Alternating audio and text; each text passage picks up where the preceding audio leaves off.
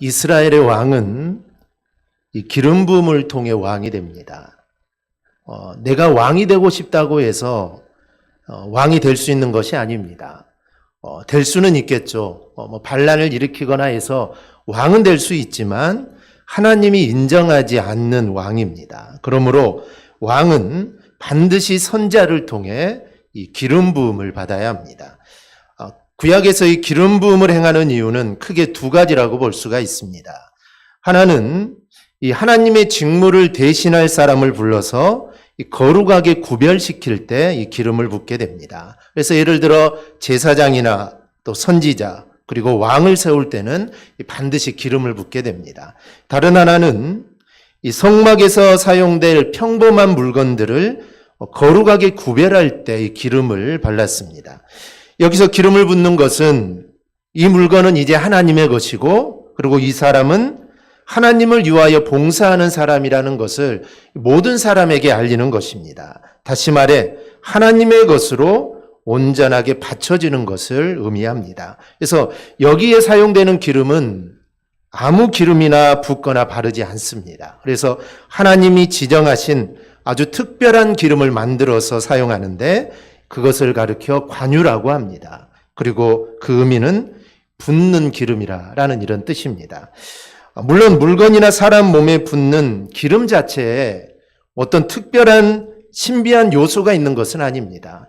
그런 의미는 없지만 다만 하나님께서 이 물건을 구별하셨고 또 이 사람을 하나님께 특별하게 거룩하게 하셨다라는 이 사실에 더 큰 의미를 부여하는 것입니다. 그리고 기름 부음을 받은 사람과 물건들은 구별되었기에 이제 다른 용도로 절대로 사용할 수가 없습니다. 그래서 물건은 오직 하나님의 일을 위해서 사용이 돼야 합니다. 그리고 기름 부음을 받은 사람은 이제 오직 하나님의 영광을 위해 살아가야 합니다. 이스라엘의 첫 번째 왕 사울은 기름 부음을 통해 왕이 되었습니다. 그리고 다윗 또한 사무엘을 통해 기름 부음을 받게 됩니다.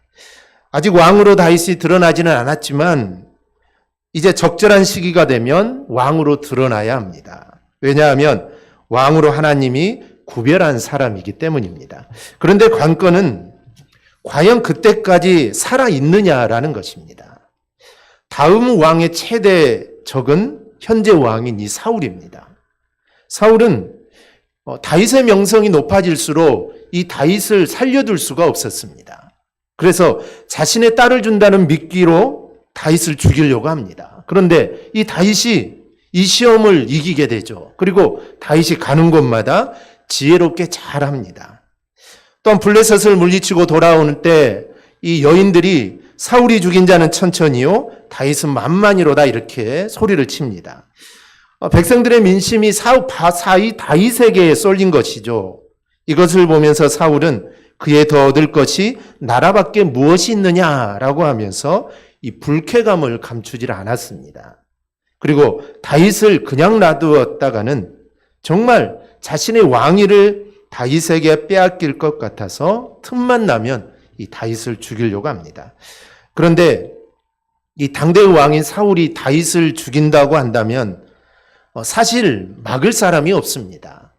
사울은 최고의 권력자가 아닙니까? 그러니 사울 왕의 말 한마디면 다윗은 죽을 수가 있습니다. 만약에 그렇게 된다면 하나님의 정한 때에 이르기도 전에 다윗이 죽을 수 있다는 문제가 생기게 됩니다.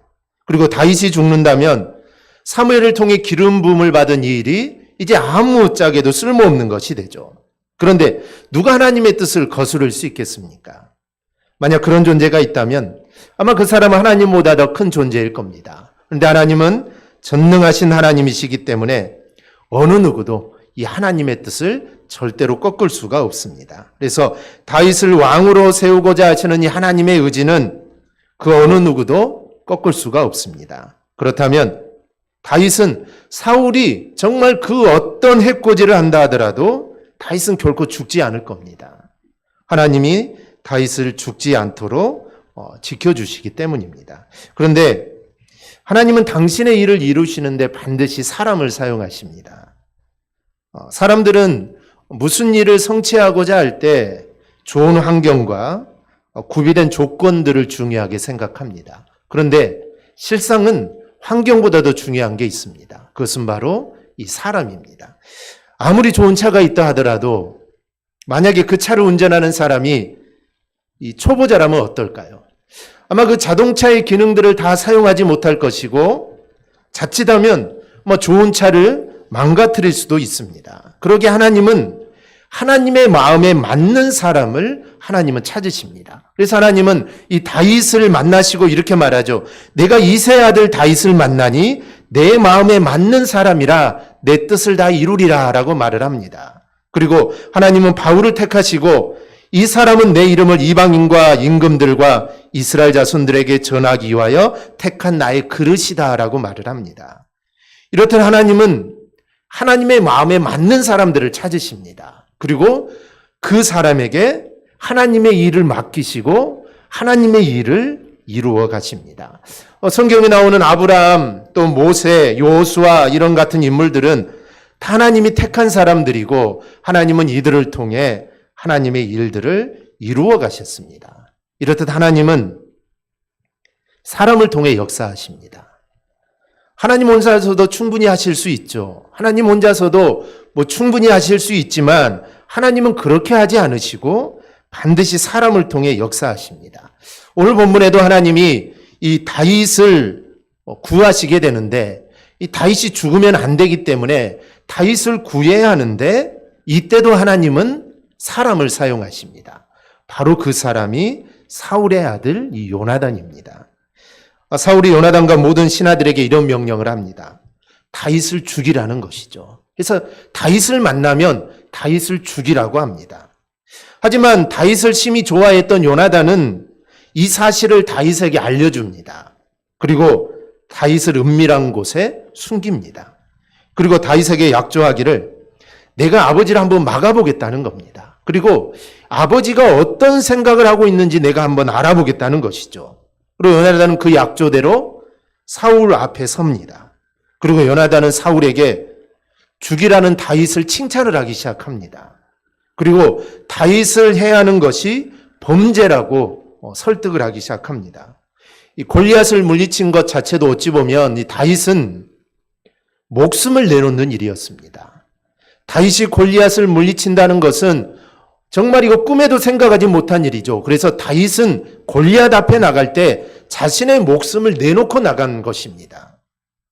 요나단은 이것을 이야기합니다. 그러면서 다윗은 결코 왕에게 함부로 할 사람이 아니다라고 이야기를 합니다. 그리고 까닭 없이 다윗을 죽이는 것이야말로 무지한 사람의 피를 흘리는 것이라고 이렇게 설득을 합니다. 그런데 요나단의 말은 하나도 틀린 게 없습니다. 이게 다 맞는 말이죠.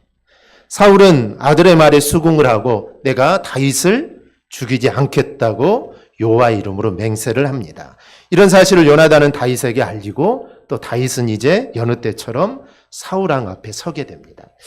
그런데 아이러니하게도 아버지는 다윗을 죽이려고 하고 그의 아들 요나단은 다윗을 살리려고 합니다. 이런 요나단의 중재로 사울은 다윗을 죽이고자 하는 마음을 거두게 됩니다. 하나님은 요나단을 통하여 이 다윗을 보호하는 겁니다. 바로 이런 과정을 보여주는 것이 오늘 본문입니다. 그리고 우리는 이 이야기 속에서 몇 가지를 좀 생각해 볼 수 있습니다. 첫째는 우리는 하나님의 말씀을 듣는 자가 되어야 합니다. 물론 하나님은 요나단을 통하여 다윗을 보호하셨습니다. 그런데 이 요나단의 입장에서 보면 요나단은 내가 하나님의 정의를 이루고자 하는 그런 순수한 마음을 가졌던 겁니다. 이 사실 이 정의라는 것은 그렇게 대단하거나 어려운 게 아닙니다. 어떤 특별한 사람들만 하고 내가 정말 이 일을 해야겠다라는 다짐을 해야만 이룰 수 있는 것이 아닙니다. 우리가 건전한 상식만 있다면 우리는 정의를 구분할 수 있습니다. 옳은 것과 그른 것을 구분한다는 것은 이건 어려운 일이 아닙니다. 사람들은 하나님의 뜻이 굉장히 어려울 거라고 생각을 합니다. 그래서 하나님의 뜻을 구하기 위해서 정말 며칠, 몇 날 동안 기도하고 과연 이게 하나님의 뜻일까? 여러 가지 고민들을 많이 합니다. 그리고 하나님의 뜻을 깨닫는 것이 쉽지 않을 거라고 합니다. 그런데 이 사실은 그렇지가 않습니다. 하나님께서 가지신 뜻은 어렵지 않습니다. 이미 말씀드린 대로 건전한 상식만 가지면 충분히 구분할 수가 있습니다. 다윗을 죽이는 일을 놓고 우리가 사울과 요나단을 생각해 보면 알 수 있습니다. 사실 다윗을 죽이는 것이 하나님의 뜻인지 아니면 다윗을 살리는 것이 하나님의 뜻인지 이것을 구분하는 것은 이거는 어려운 일이 아닙니다. 며칠 동안 기도하고 나서 얻을 일이 아닙니다. 쉬운 일이라는 것이죠. 아무 죄도 없는 사람을 죽이는 것, 이것이 잘못된 일이라는 것을 생각하는 것은 어려운 일이 절대로 아닙니다. 이걸 판단하고 생각하는 것은 아주 쉽습니다. 이렇듯 하나님의 뜻은 어렵지도 않습니다. 또 애매하지도 않습니다. 요나단이 사울에게 한 말 그대로입니다. 다윗을 죽이는 게 죄를 범하는 것이고 그렇기에 하나님이 싫어하시는 일이다. 이거는 누구나 다 판단할 수 있는 일입니다. 그런데 이토록 쉬운 게 욕심이라는 것이 들어가면 이제 달라집니다. 욕심이 들어가자 정말 그렇게 쉽게 판단할 수 있는 것이 이제 사울에게는 더 이상 일어나지를 않습니다. 우리 주위에 사기를 당하는 사람들을 보면 여러 가지 원인이 있지만 거의 대부분이 욕심 때문입니다. 너무나 많은 이자를 준다고 합니다.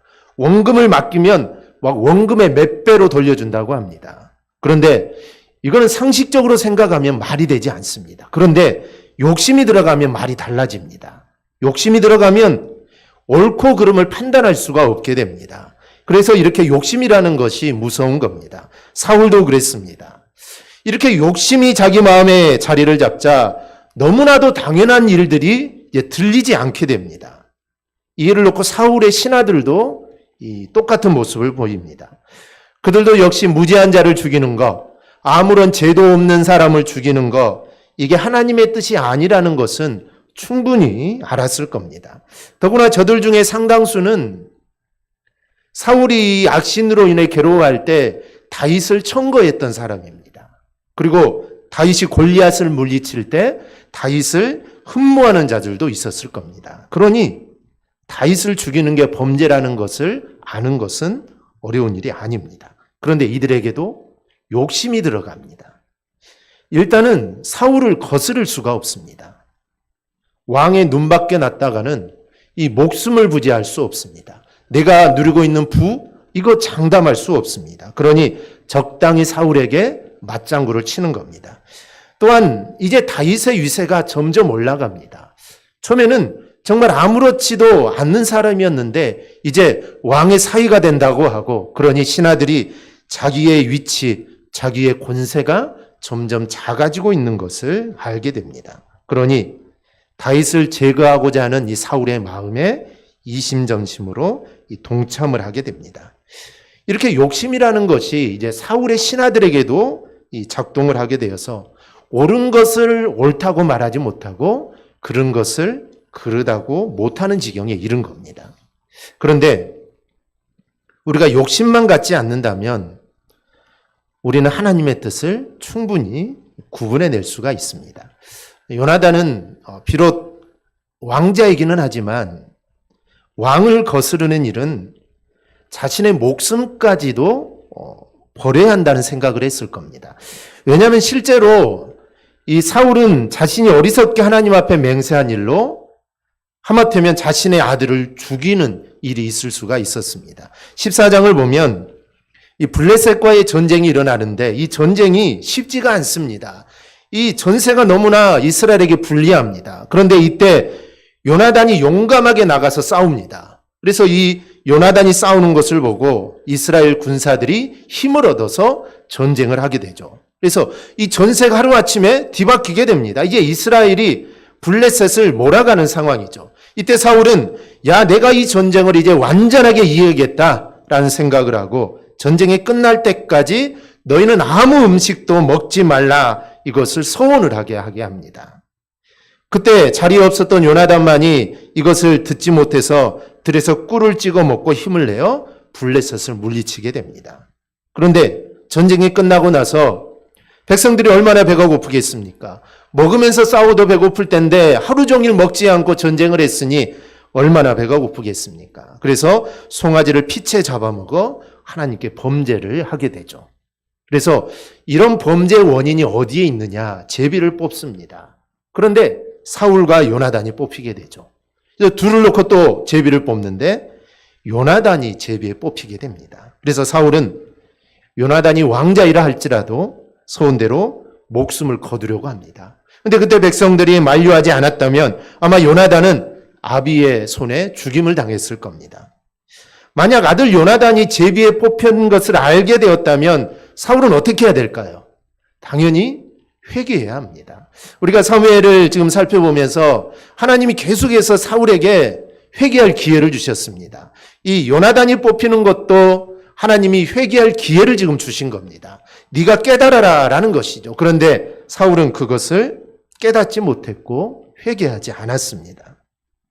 이런 경험에 비추어 볼 때 요나단이 사울왕 앞에 나가는 것은 결코 가벼운 일이 아닙니다.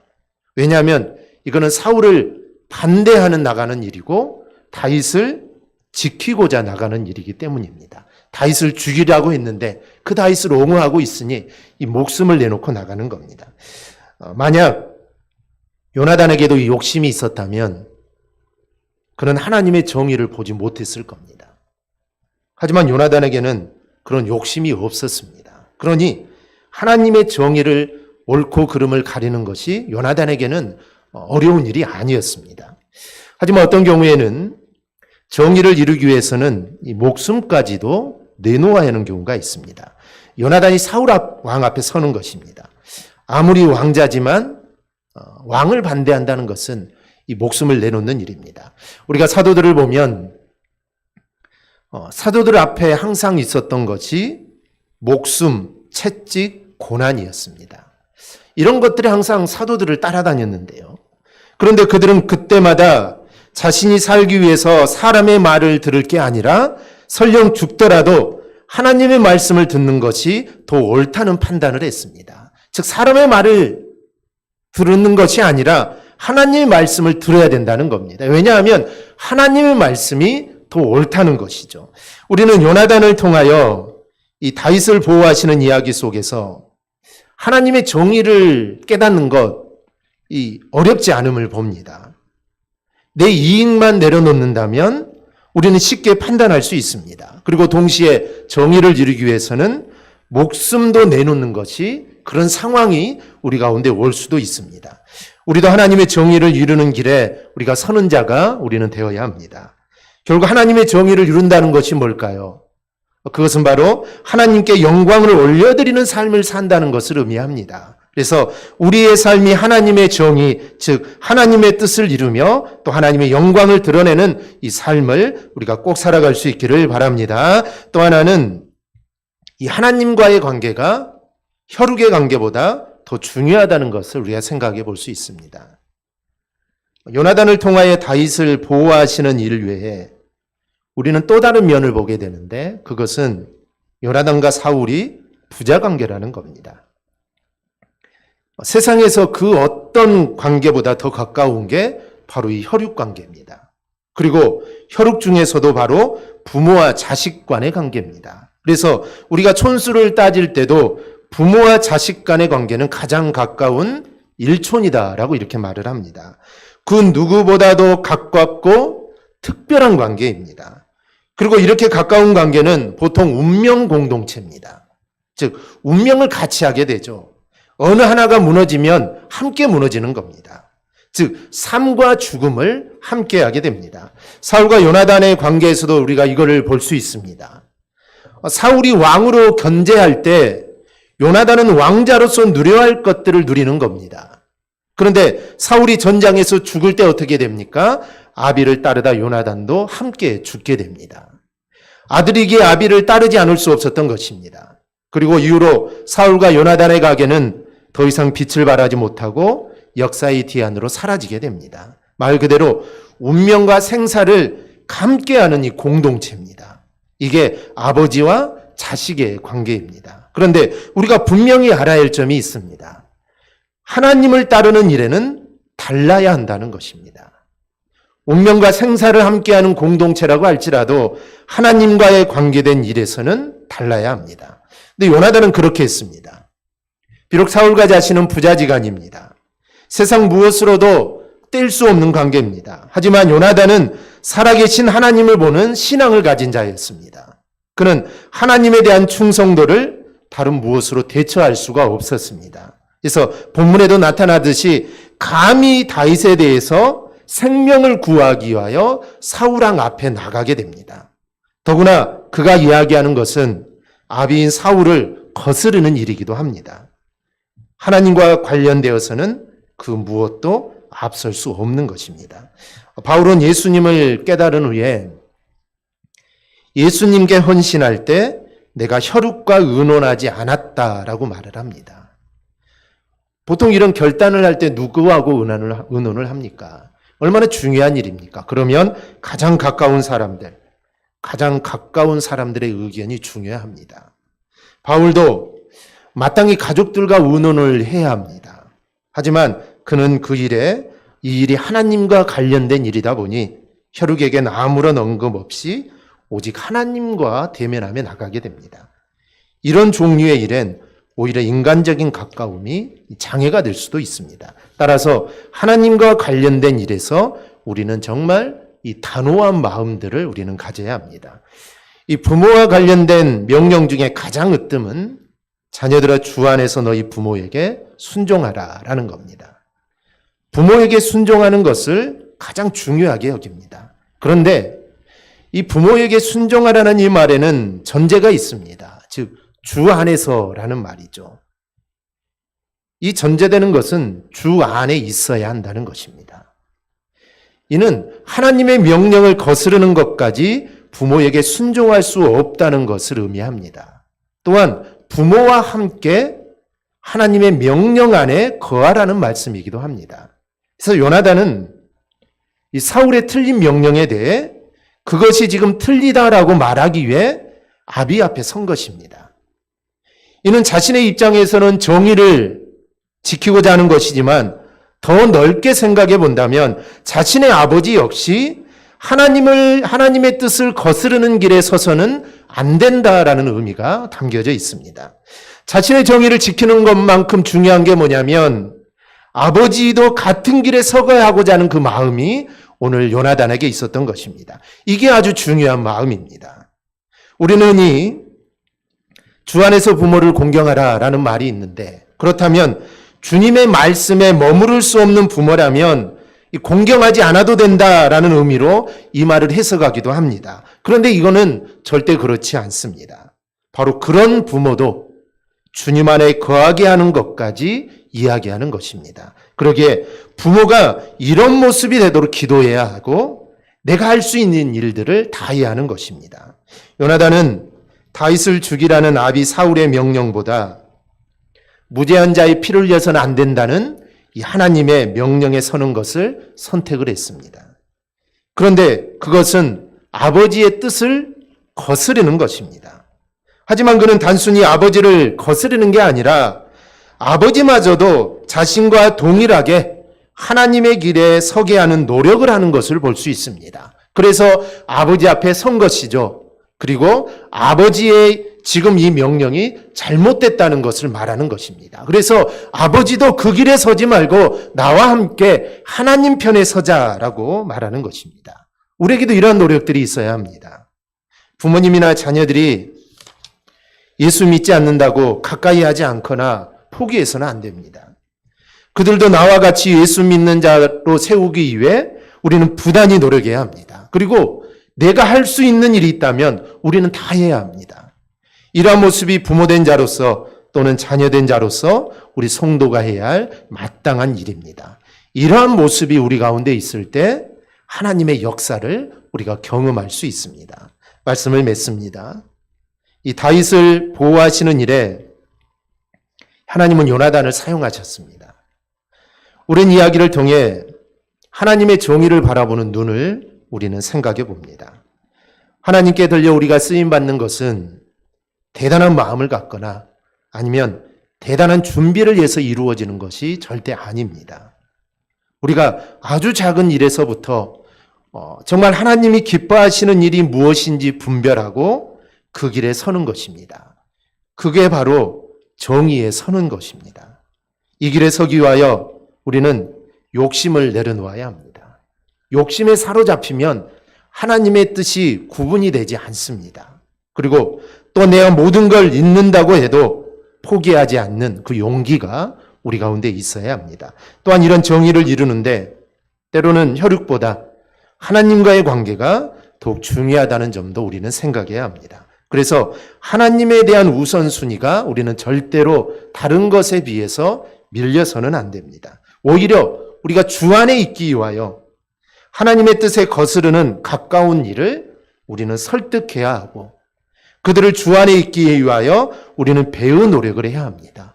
오늘 요나단이 그 일을 했습니다.